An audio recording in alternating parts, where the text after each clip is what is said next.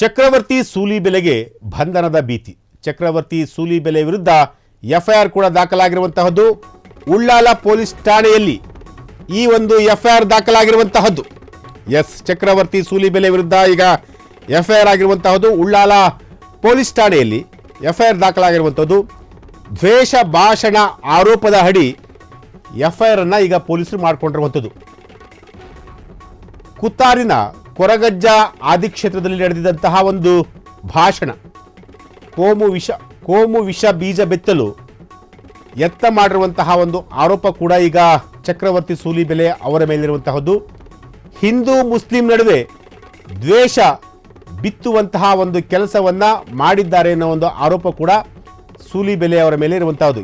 Ullal police ಠಾಣೆಯಲ್ಲಿ ಈಗ FIR ದಾಖಲಾಗಿರುವಂತಹದ್ದು. Congress ಅಧ್ಯಕ್ಷ ಮುಸ್ತಫಾ ಅವರಿಂದ ಈಗ ದೂರು ಕೊಟ್ಟಿರುವಂತಹದ್ದು.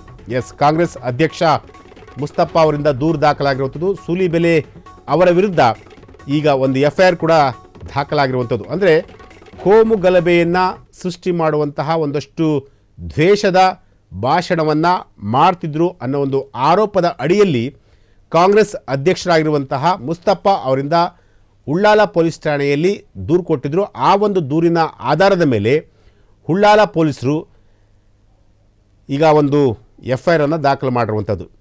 ಉಳ್ಳಾಲ ಪೊಲೀಸ್ ಠಾಣೆಯಲ್ಲಿ ಈಗ ಚಕ್ರವರ್ತಿ ಸೂಲಿಬೆಲೆ ಅವರ ವಿರುದ್ಧ ಒಂದು ಎಫ್ಐಆರ್ ಈಗ ದಾಖಲಾಗಿರುವಂಥದ್ದು. ಕಾಂಗ್ರೆಸ್ ಅಧ್ಯಕ್ಷ ಮುಸ್ತಫಾ ಅವರಿಂದ ದೂರು ದಾಖಲಾದಂತಹ ಹಿನ್ನೆಲೆಯಲ್ಲಿ ಈಗ ಚಕ್ರವರ್ತಿ ಸೂಲಿಬೆಲೆ ವಿರುದ್ಧ ಈಗ ಎಫ್ಐಆರ್ ಕೂಡ ದಾಖಲಾಗಿರುವಂಥದ್ದು.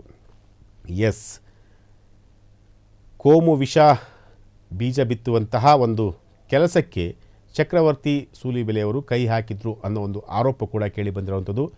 ಹಿಂದೂ ಮುಸ್ಲಿಮ್ಸ್ ನಡುವೆ ದ್ವೇಷ ಬಿತ್ತುವಂತಹ ಒಂದು ಕೆಲಸಕ್ಕೆ ಚಕ್ರವರ್ತಿ ಸೂಲಿಬೆಲೆಯವರು ಕೈ ಹಾಕಿದ್ರು ಅನ್ನೋ ಒಂದು ಆರೋಪದ ಮೇಲೆ ಈಗ ಉಳ್ಳಾಲ ಪೊಲೀಸ್ ಠಾಣೆಯಲ್ಲಿ ಎಫ್ಐಆರ್ ದಾಖಲಾಗಿರುವಂತಹದ್ದು.